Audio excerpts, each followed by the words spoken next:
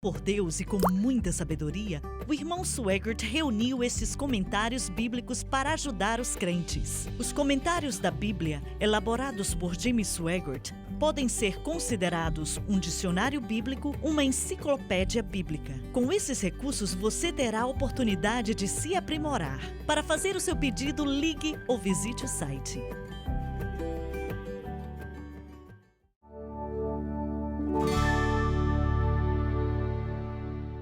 Estamos de volta.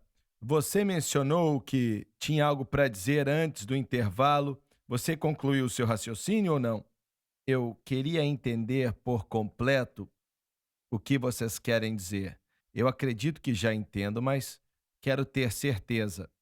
Eu lembro de um membro que tinha na minha igreja, um homem muito bom. Eu também era jovem na época, eu tinha uns 30, ele devia ter 28 ou 29, e ele foi salvo de maneira esplêndida. Foi algo maravilhoso.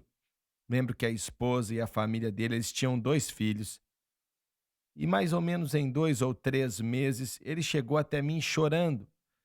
Me ligou e falou: "Preciso conversar, pastor", que ele tinha saído e ficado bêbado. E ele sentiu que ele tinha anulado tudo que ele tinha aprendido, experimentado em termos de aceitar a Jesus. Então, eu tentei afirmá-lo na época e isso faz muitos anos, mais de 40 anos atrás, mas lembro claramente tentando mostrá-lo e dizer: "Você ama o Senhor? Sim. Você quer servir ao Senhor? Sim. Você está na igreja? Sim. Então o Senhor não te abandonou e você não perdeu sua salvação." E eu falei: "Vamos fazer o seguinte: nós nos ajoelhamos e oramos para Deus perdoá-lo pelo que ele fez, que foi ficar bêbado." E eu não lembro o que eu falei para ele agora, mas sei que falei: "Você tem que ficar na igreja, tem que orar, ler a Bíblia todo dia", e por aí vai. Mas aonde estava aquele homem, pelo menos da forma que você enxerga? Eu não sei qual era a situação dele, não tenho a menor ideia, mas naqueles anos, provavelmente ele estava tentando vencer o pecado em sua própria habilidade e força, que não era possível. Mas entenda, a fé de uma pessoa em Cristo e na cruz, mesmo quando ela é mantida em Cristo e na cruz da maneira correta, não quer dizer que eles nunca mais vão falhar. Não quer dizer que nunca vão ter problemas. Vivemos nesse corpo carnal e as vinhas da queda ainda estão ao nosso redor e sobre nós. Mas a única maneira que vamos conseguir vencer por completo vai ser na cruz. Não existe outra maneira. Mas em meio ao caminho existem muitos altos e baixos. Não existe isso da pessoa chegar a um certo ponto onde ela diz: "Eu nunca mais vou errar." Isso é tolice. E, eventualmente, ele venceu aquilo por completo, está na igreja até hoje, vários anos depois. Algo que as pessoas precisam entender é que nós não sabemos ao certo da situação de ninguém, por isso temos que tomar muito cuidado. Talvez alguém foi tentado a fazer algo que não tinha nada a ver com o que eles costumavam a fazer, e talvez foram colocados na circunstância errada, desde uma discussão em casa a uma oferta de uma cerveja de um amigo antigo, seja qual for o caso. Podemos imaginar milhões de cenários. Porém, mas naquele momento ele estava fraco e caiu. Agora, pode ter sido isso ou, com a fé dele no que era errado, o que acontece é que quando um crente começa a confiar em coisas que fazem, a natureza pecaminosa que estava dormente e se tornou dormente durante a salvação é reconectada. E agora o seu impacto sobre nossa carne começa outra vez e pode nos levar até a um lugar onde fazemos coisas que nunca fizemos antes, coisas que nunca imaginamos antes. Então, a vitória sobre a natureza pecaminosa é uma impossibilidade, a não ser que sua fé esteja em Cristo. E acredito que o coração humilde, essa é minha opinião, o coração humilde que é inclinado para Deus, ainda que não possa definir a fé em Cristo por completo, pode ser capaz de chegar a esse resultado. Eu dou ao corpo de Cristo esse conhecimento, pelo menos no que eu conheço, pois Deus olha para cada um de maneira diferente. A humildade diante de Deus é o grande equilíbrio da ignorância. Então é a única coisa que podemos esperar. O problema é que, enquanto caminhamos com Deus, todos nós aprendemos como vencer o pecado pelo que fizemos. E era nossa responsabilidade conseguir vencer o pecado. Certo, aprendemos que só tínhamos como vencer orando e lendo a Bíblia. E claro que essas coisas ajudam. Todo crente deve ter uma vida de oração e estudar a palavra todos os dias. A resposta está nisso. Mas transformamos isso em algo da carne. Assim, será que orei o bastante? O quanto eu orei todo dia? E quando não funciona, não sai como eu quis?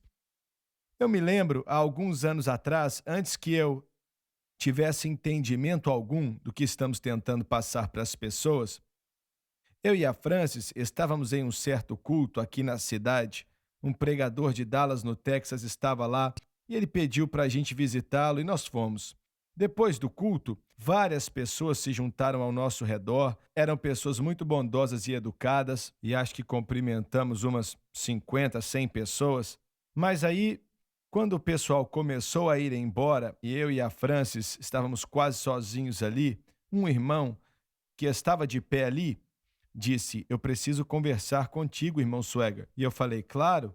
Ele disse: "Eu amo a Deus, sou cheio do Espírito, estou fazendo de tudo para viver para Deus, mas estou com dificuldade com um problema." E era homossexualismo. E ele disse: "Eu não consigo vencer, não sei o que fazer, a luta está muito grande." E eu não sabia o que dizer. Na época eu disse o que eu falava para todo mundo: você tem que ler mais a palavra, você tem que orar mais, e etc. Você tem que ser fiel à igreja. E eu me lembro que o jovem balançou a cabeça e disse: "Eu vou fazer o meu melhor." E eu sabia em meu espírito que o que eu disse não ia ajudá-lo. Eu sabia. E eu sabia que ele já tinha tentado tudo aquilo que eu estava falando. Ele já estava tentando. Mas então eu saí dali e estava muito triste porque eu sabia que não tinha dado resposta alguma para ele. Sabia.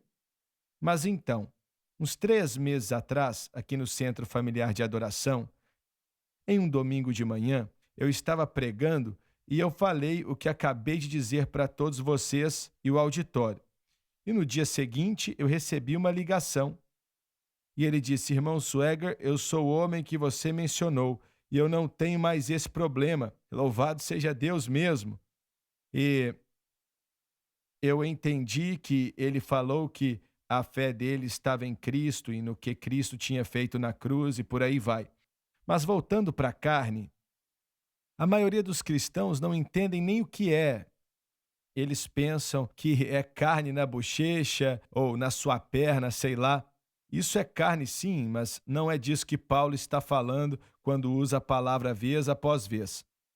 E eu quero até repetir o que falei aqui. É a nossa motivação, educação, conhecimento, habilidade, talento. E essas coisas de si mesmo não são necessariamente erradas, porque somos seres humanos, mas se tentarmos vencer o pecado e viver para Deus por estes meios. Eu lembro de ouvir aqui nesse cômodo, vocês não devem lembrar, mas eu lembro muito bem. Você falou para mim, você disse que tinha ido para o seminário ou estava no seminário e naquela época você pensava: essa é a solução, essa é a resposta. Aí você falou que descobriu depois que não era. Você lembra disso?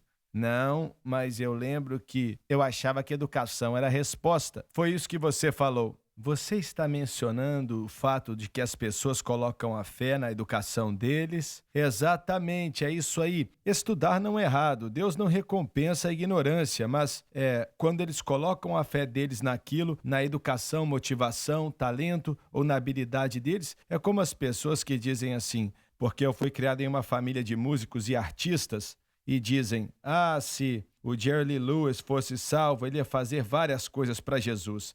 Eles não entendem. Não, porque eles tiveram sucesso no mundo, mas eles têm que largar essas coisas se quiserem fazer algo para o Senhor. Entendiam errado. Pensavam: se o Elvis fosse salvo, milhares de pessoas seriam salvas. E eles não entendem que a carne colocada no Evangelho não funciona. Eu quero dar o exemplo perfeito, vou ler, porque é este aspecto da carne. Existem vários aspectos da carne, mas este aspecto da carne é descrito perfeitamente em Filipenses 3 pelo apóstolo Paulo. Versículo 5, capítulo 3, versículo 5. Olha o que Paulo diz. Na verdade, vou falar do versículo 4. Ainda que também podia confiar na carne, se algum outro cuida que pode confiar na carne, ainda mais eu, circuncidado ao 8º dia da linhagem de Israel. É o que estou falando, da tribo de Benjamim, hebreu de hebreus. Segundo a lei, fui fariseu. Segundo o zelo, perseguidor da igreja. Segundo a justiça que há na lei, irrepreensível.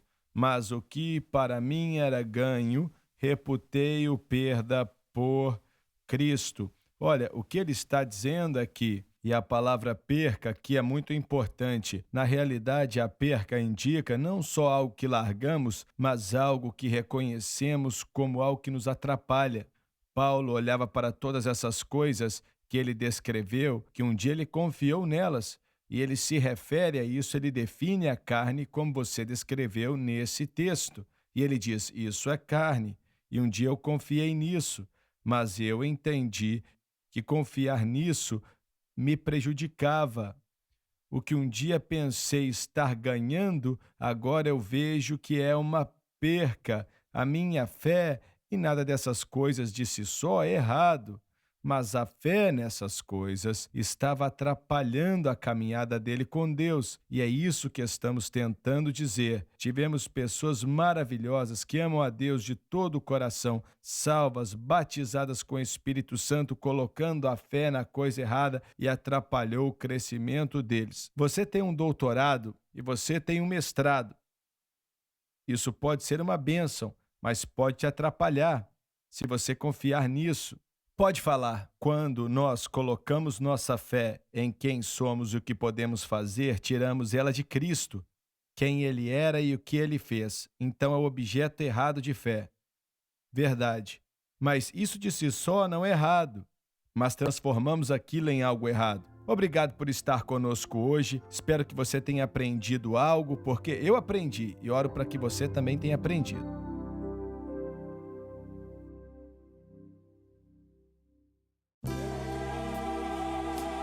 Obrigada por assistir o programa de hoje, um estudo na palavra. Assista os programas arquivados online no site sunlifetv.com.